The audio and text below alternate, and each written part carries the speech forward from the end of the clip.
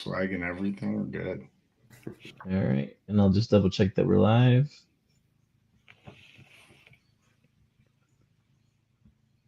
Yep, we're good to go. All right, so welcome everyone. This is Decoded with Cosmos Spaces. Today we have the pleasure of having a good friend of mine, Max, and a buddy of his, John, joining us.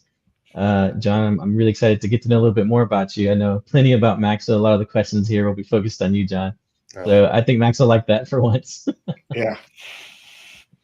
So just kind of tell us a little bit about yourselves. We'll start with Max off first, and then we'll let John go a little bit longer because I'm going to be asking him those hard questions. For sure. Yeah. So I'm Max, as you mentioned. I have really been involved in the Cosmos space for a while now, probably like 2017, maybe 2018. And I'd say my background is not really super tied to crypto. I actually came from a finance background, worked in traditional finance for probably the first 7, 8 years of my career. But I always had this interest in blockchain and specifically Cosmos. When I was kind of going through the white papers and learning about the different stacks, the Cosmos SDK, Tendermint, Cosmosm, all really stood out to me as something that was really interesting, especially the idea at the time was just an idea of IBC and the interoperability of all these different chains. And just really got locked into learning about it and wanting to know more. So even though I was working a full time job, I was really paying a ton of attention to what was happening in the space. And over time, I just got more involved in the community side of things until I ultimately joined Phi Labs in I think 2021. So Phi Labs is where we built Archway, a layer one in the Cosmos, and ultimately is where we kind of incubated this idea of Bolt liquidity. So that's really my story that led me to here today. So, John, before you go, I remember like early, for me, it was early, like actually it was late 2022 when I started my journey into the Cosmos. I had been in crypto just as a user and hadn't found this ecosystem yet. And I just remember seeing Crypto Kim everywhere, like just posting stuff. And I'm like, who is this guy? So yeah, Yeah, he's definitely passionate. Like he's really into everything that's going on in the Cosmos. I can vouch for that. yeah, and I will say Secret was probably the first chain that really drew my attention because the idea of privacy, like especially coming from a finance background, I was like, Mm, there's no way people will be using all these products and transferring money online and doing all these things without privacy, right? It's just there's yeah. no way. I'm still wondering when that time will come where people decide, this open ledger may not be the best for a decentralized financial system, but ultimately people have adopted it regardless, which tells you there's something about it that people really enjoy, that they're willing Yeah. to sacrifice things like privacy to participate in it. But yeah, Secret was definitely one that I still to this day think had a really um, they were way ahead of their game in terms of like what they were offering and trying to move the space forward. No, I definitely agree with you. Even now, like the stuff being built on Secret is actually like really good. You had Shape Protocol, you have their stable coins and everything. Like they're outperforming a lot of other stable coins out there. So it's like the tech is really solid, and what their vision is, I think it's really good. So, Yeah, and shout out to but Shade, man. That team works hard, and they've been grinding since I basically been in this space. So they're yeah, continuously trying to iterate and figure out where they can fit in the market, and I think they've done a really good job. I think John is starting to get happy that we were forgetting about him, but I haven't forgotten about you, John. Go ahead and tell us like a little bit about yourself. Like Max said, I'm pretty sure you'd never envisioned yourself working in crypto growing up. mm, How did this journey start for you? Tell us what you do, and then can you tell us a bit about Bolt? yeah, gladly. So I'm John. I work on the growth team at Bolt Liquidity. Before crypto, I was actually a professional musician.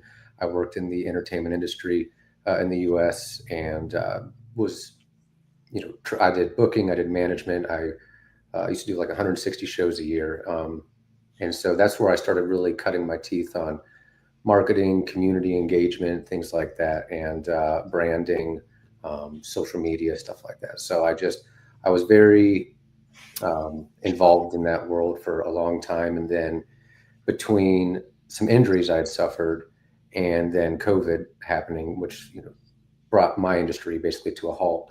And then due to some injuries, that's when I personally discovered crypto from a friend, and just kind of dove headfirst into it. Just started reading and watching and listening, and the more I did, the more I just fell in love with the tech and the kind of ideological framework behind it, and just down the rabbit hole I went. So I was determined to get involved in any way I possibly could.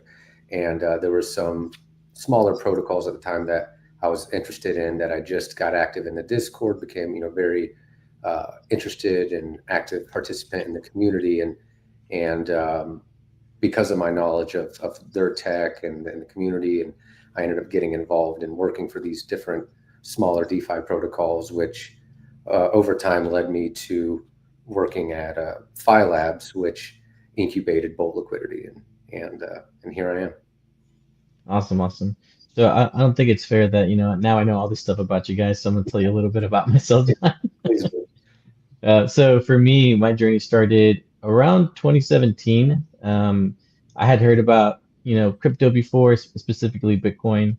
And I always thought of it as a negative connotation. It's funny because I literally thought of it as an evil PayPal. I never looked into it. Like, I was just like, it's an evil PayPal. Just buying what the news was saying, it was being used for bad. So I was like, okay, it's just a scam thing. Stay away from it. But a buddy of mine was like, hey man, Bitcoin's $3,000. That's far off now. Like, just forget about it. There's this new thing called ETH, which is just hilarious. I was like, dang it, dude.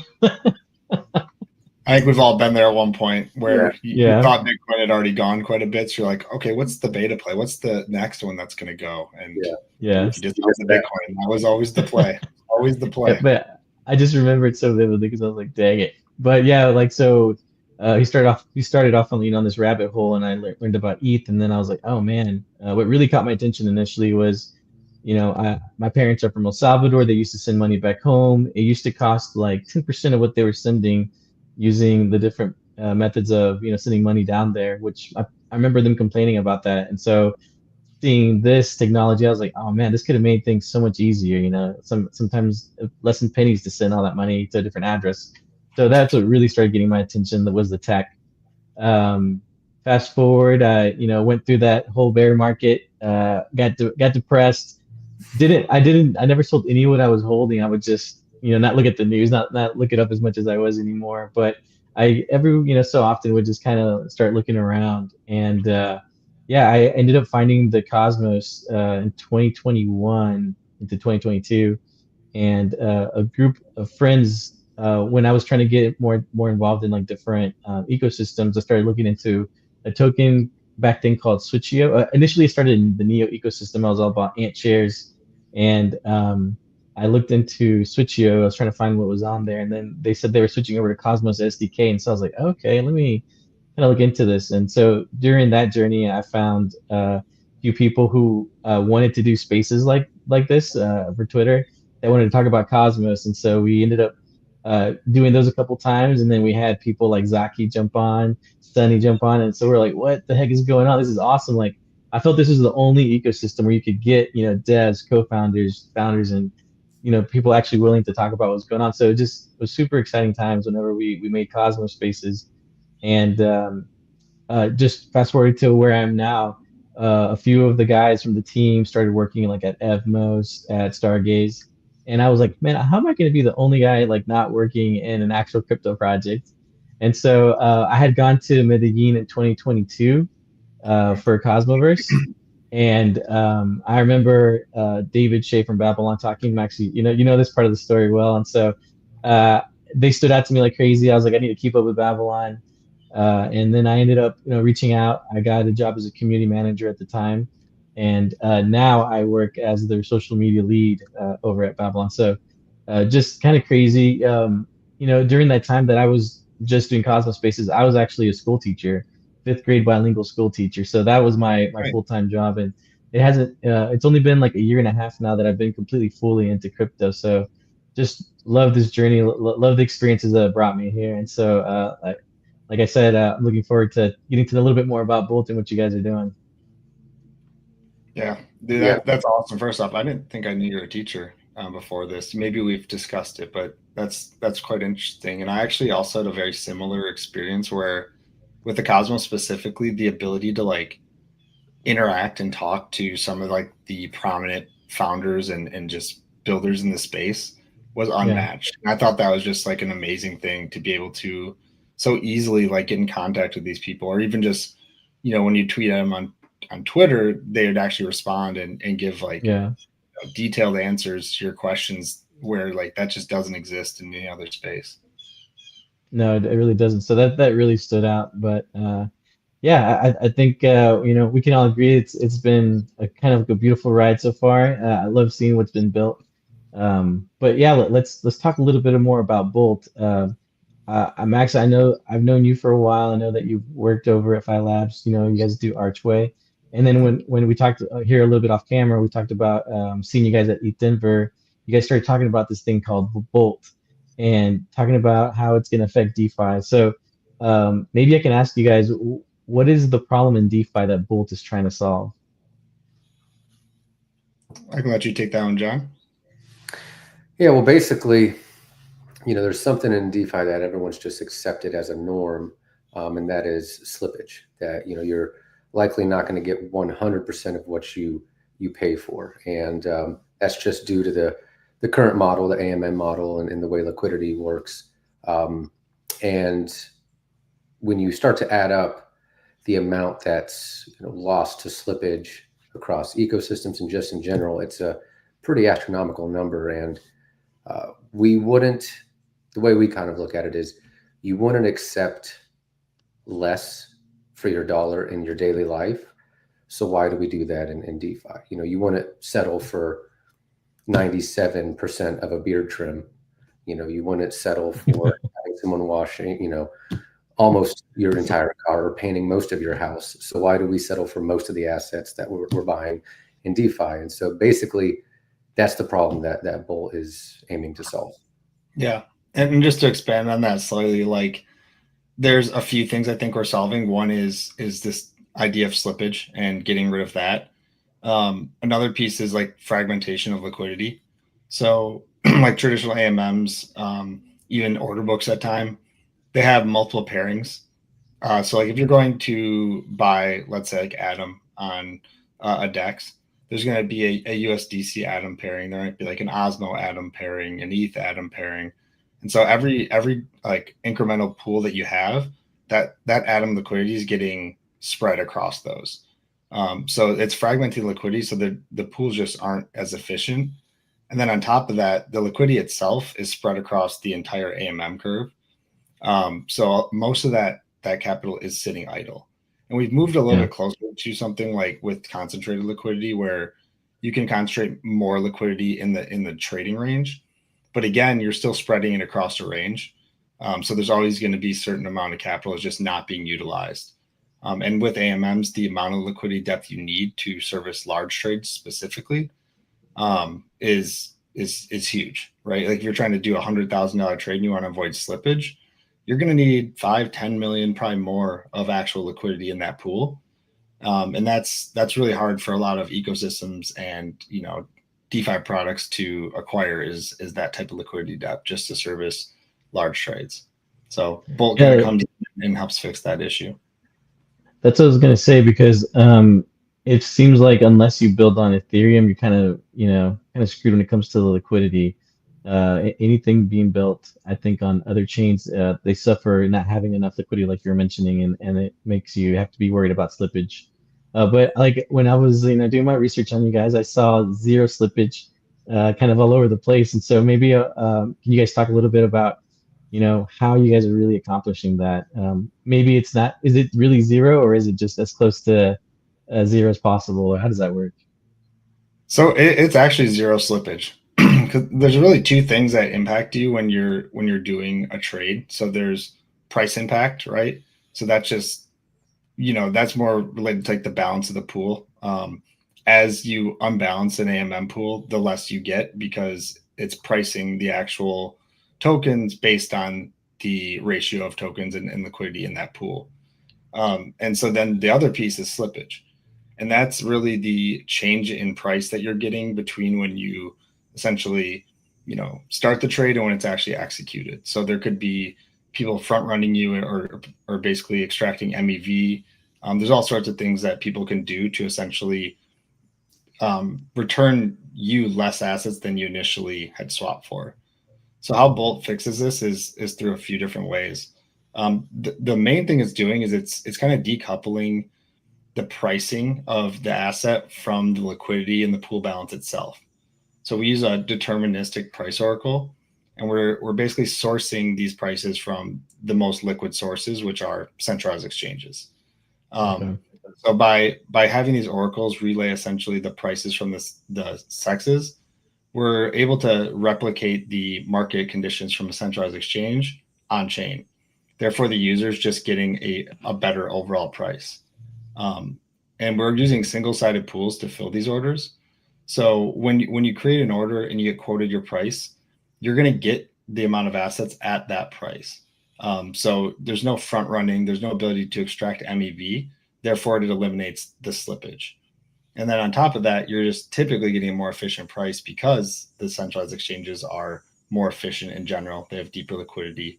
So you combine the two, and you're really just giving the user the least amount of price impact on their trade, and they're avoiding slippage by having instantaneous settlement based on a quoted price that you agreed to.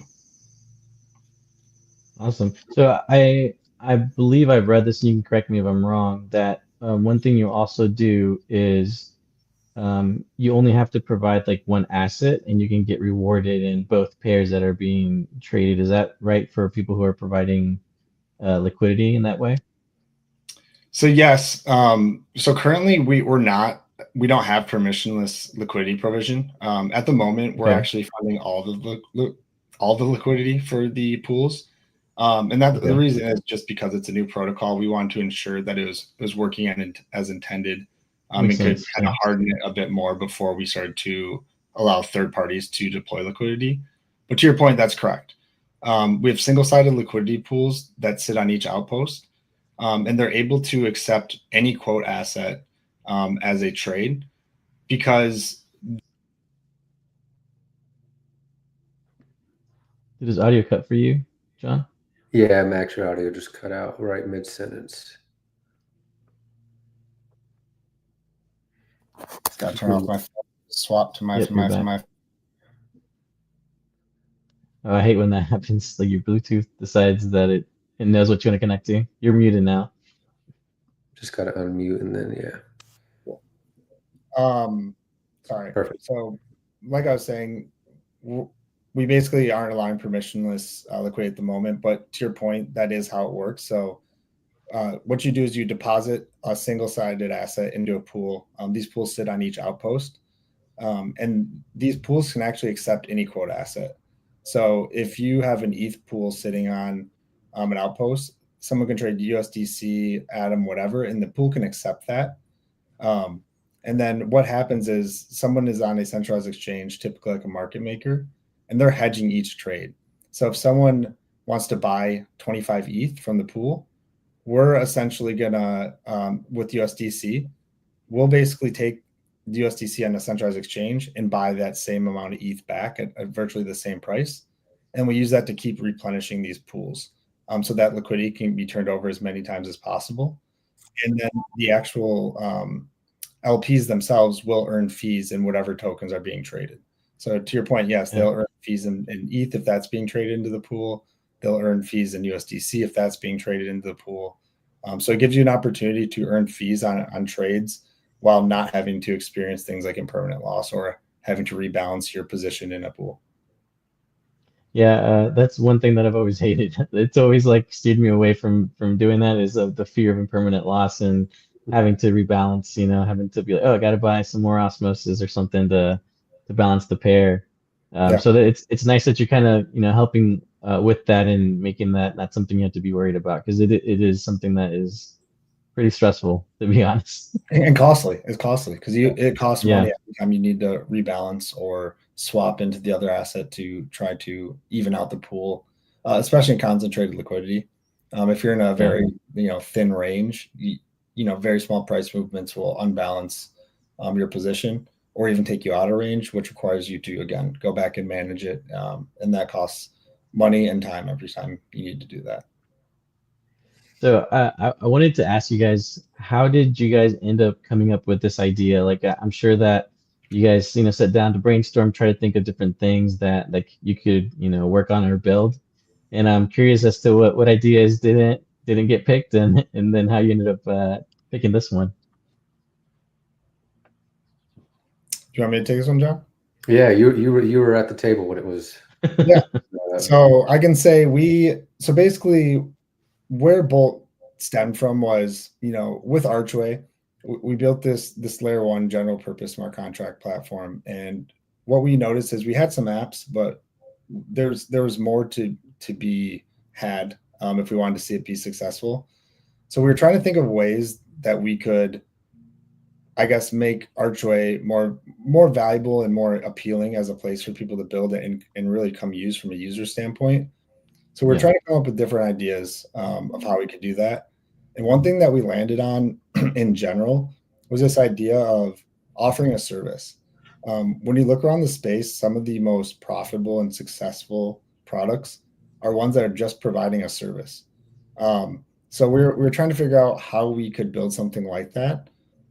And we initially came up with a few different concepts, but ultimately landed on this idea of, well, what if we could create a new way to trade that eliminates things like slippage and just gets you the most efficient price?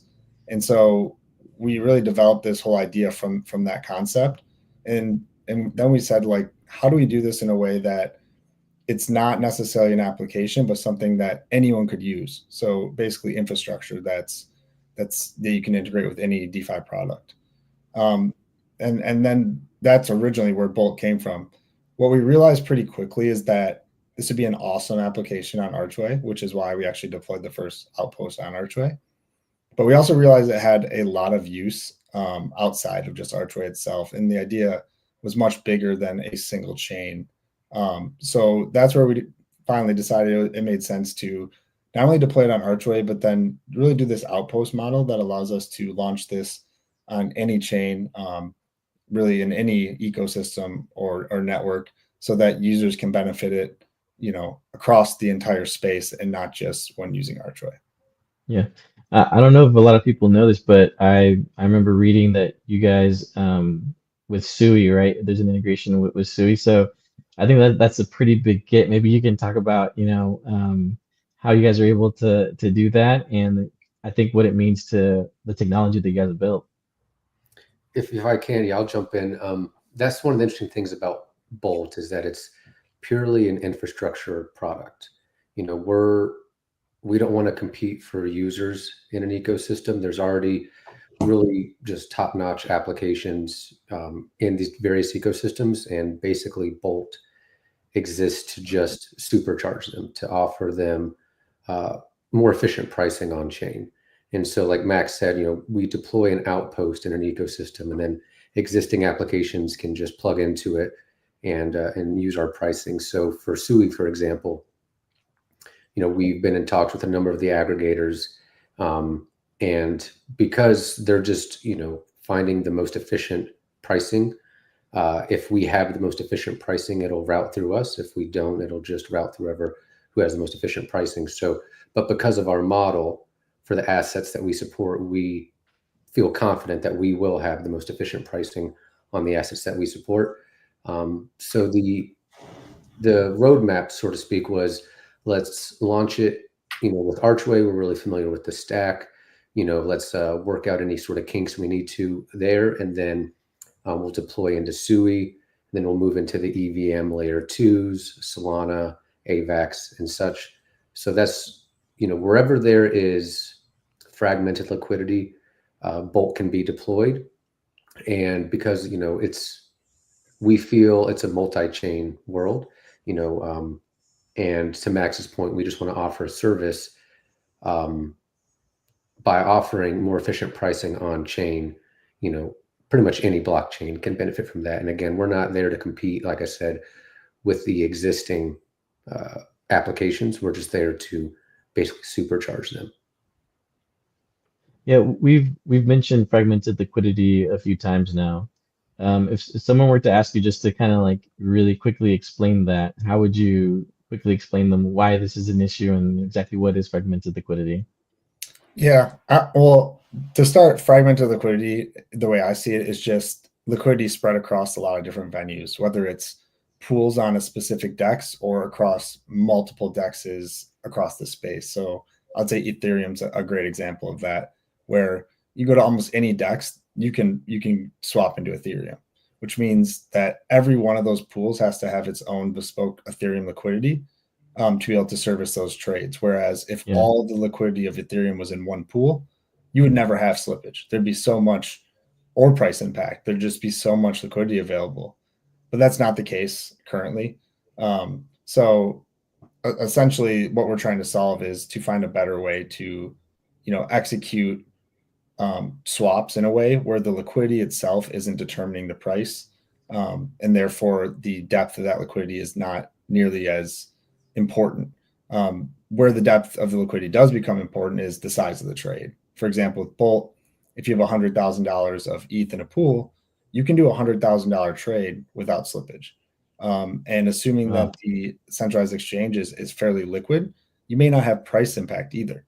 And that's something we just haven't seen, especially within the Cosmos. So that's where we see the real value is as the trade size scales, becomes more and more valuable to use Bolt over existing swap venues.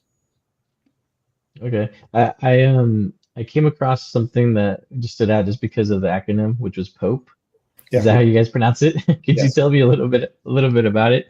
It seems pretty cool. It's your mechanism, right, that you actually use for that price efficiency.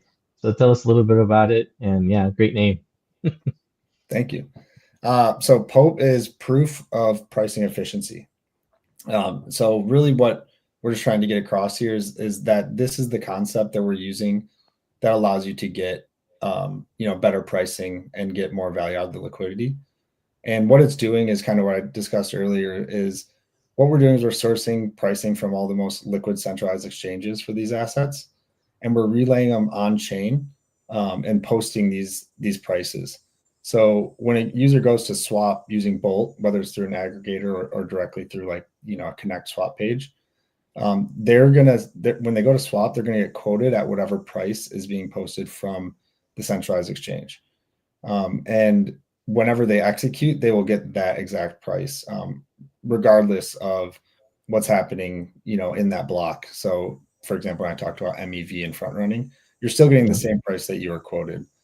And so the reason we call it efficiency is because down the road, what we intend to do is have a decentralized validator set where each validator will submit pricing from these different exchanges, and we will basically come up with the aggregated, best price or maybe median price for the swap itself. So at the current moment, we're just doing it from more of like an internal standpoint where we're relaying the prices and posting them. But they'll eventually move to a decentralized manner where validators are all providing them and coming to a consensus. And then we'll verify that that's the correct price on chain. And then the user can guarantee that they're getting the best available price. So does that mean that you're only running your current, like your own validators right now, or are you using other validators at this moment? No, we're just basically using like an API type structure so Oh, that we okay. send the prices from the exchange to the outpost. Okay. So there's no validators involved at the moment, but that's the end goal, right? Like ideally, we want to be as decentralized as possible, and that was something we really focused on in the design of Bolt, because there's other products that try to accomplish a similar goal with what Bolt's doing. For example, Yeah. CalSwap does intent-based RFQs, and RFQs are requests for quotes for anyone who's not familiar. But essentially, what they do is they're able to post a price, and fill your order at that price, similar to Bolt. But they have a few sacrifices that they make by using off-chain settlers or solvers, I should say. So with an off-chain solver, you're relying on this kind of third party to do a large portion of the process when filling these orders, and that's not verifiable, nor is it composable. So when we designed Bolt, we made sure to focus on keeping everything on chain so that the entire process is verifiable, composable, making it easy for people to integrate, people to hook up APIs and interact with it. They want to do things like trading bots, and really just preserve the ethos of DeFi, which is decentralization. So that's why we're looking to hopefully, in the future, get to that point where even the Oracle pricing and posting itself will be fully decentralized. Awesome. So just a quick shout out to Lex from Passage for the love down there. Thanks for Yeah. tuning in, Lex. Yeah, I really love what you guys are doing actually, and there was a different team that kind of made me think about this. So I didn't know at the time that you guys were also working on this, which was Ellis Network. They Mhm. also are worried about fragmentation, about getting like making things work as closely to a centralized exchange as possible. But I do notice the big difference is that you're focused on like the zero slippage. I feel like it's even more like user focused besides making the experience be as smooth as possible. I feel like there's a little bit more to what Bolt is doing when it comes to what you guys both offer. So um, I did see the news that Ellis is moving over to Nice. base. Yeah, and we're kind of seen that lately, right? There's been like a little bit of a trend where some different protocols are moving over to different ones. So maybe share your thoughts on that. I'm very curious as to what you guys think about that, and is that something that could possibly happen to Bolt, or because of y'all's, building the outpost anywhere, it doesn't really matter, Yeah, having to change what your L1 is. exactly that. So yeah, like Bolt is chain agnostic. We just deploy outposts, and like we said, existing DeFi applications can plug in. So we that's exactly what we're doing. Like we're live in the Cosmos, we'll be in Sui, we'll deploy in the Ethereum layer twos. So um, again, the outpost model really allows us to again remain flexible and chain agnostic and go where we are most needed and where the trading volume is. Yeah. As well as just where inefficiency is. Like that was like another reason why, starting with the Archway Outpost made sense to us is there is a lot of inefficiency in the Cosmos when it comes to um, swapping, just because the liquidity isn't as deep as, let's say, like Ethereum or Solana. Mm, Therefore, there's an opportunity for us to add more value there. Also, a reason why we picked Sui as our second spot was because we see that as a quickly growing network with a lot of new users, a lot of new liquidity, but there's still quite a bit of inefficiency on a lot of their pairs. So it creates this opportunity for us to come in and fix some of those issues for their initial users. And like you mentioned before with Ellis, like the beauty of Bolt is that it shouldn't impact the user at all in terms of how they use their current products. It's really just a secondary benefit they're getting because Bolt is integrated. So a user might go to an aggregator and do a swap, and they might not even know they're using Bolt, but they are getting a better price and getting more value for their swap because Bolt is operating in the back end. And again, I see that as like the number one value prop of Bolt is that a user doesn't even have to know they're using it to benefit from it. yeah, Um, and that's what makes it a little bit different, I think, than most other projects is that they have a standalone front end. So they're fighting to have users, they're fighting for liquidity, they're fighting for volume. Whereas we don't have to do any of that. We work with existing DeFi protocols who already have the users, the volume, and everything else, and we just provide a service that can help improve their overall UX. okay, yeah, that's a huge difference. That's awesome. Yeah, and if I can just touch on kind of the story, like why this is so important. When on-chain pricing is inefficient, due to slippage and other things, it actually pushes users away, and which has just a number of impacts on if they go to a centralized exchange to get better pricing, yeah, they have better pricing, but now they lose custody of their assets. And so by making on-chain pricing more efficient, users can remain on chain to get in and still get really efficient pricing. But then that also means that ecosystems see more growth. It means DeFi applications see more revenue, which means that they can, expand, grow, innovate. So by solving, the on-chain pricing problem, it actually allows more DeFi innovation because it keeps users in these DeFi ecosystem, because slippage is almost like you can look at it as like a tax punishing users for participating in decentralized ecosystems. And Yeah. we see it as like a centralized exchange should be a vector on chain. You should go from traditional finance to a centralized exchange, and then you move everything over to DeFi. But then you get to DeFi and the experience isn't that great. The pricing is so terrible that you end up running away, and then these DeFi ecosystems end up losing. So the big picture goal is let's make on-chain pricing more efficient and allow users to stay in these ecosystems, still have custody of their assets, and then allow these decentralized applications to earn more money. Awesome. Could you guys just kind of visually or, kind of walk me through how one uses Bolt? Would it be similar to whenever you go to MetaMask and you're trying to swap and it gives you the different options of like what you can use, like what different protocols you can use to perform that swap? Would it be something similar to that, or how exactly would one use Bolt? Um, I'm just trying to picture it. Yeah. So at the moment, for example, we deployed Bolt on Archway. Yeah. And so if you go to like our Connect page, so it's connect.archway.io/swapping, you can directly interact with Bolt through a front end. And it's because it's on the Archway outpost, you just select the two assets you want to swap, and then you can actually execute that order. Okay. But the way we intend on it working is we'll be integrated with aggregators across the space. So if you're on, let's say, Sui, and you go to Cetus or Aftermath or one of these aggregators to do a swap, if we have those assets that you're trying to swap and our route is the most efficient, it will just route through our pools. So there is no like standalone front end for it. It's just Yeah. if we have the available assets, it will route through our pools if we have the best price. And then as we expand the outposts to different chains, then yeah, it could work like that. Where, for example, with Skip, if you wanted to go from Atom on the hub to Ethereum on ETH, if we have assets on the outposts on the hub, or even through Archway using IBC or ICA or some other mechanism, and we have liquidity on Ethereum, it can just route through our pools and just do it all through Bolt.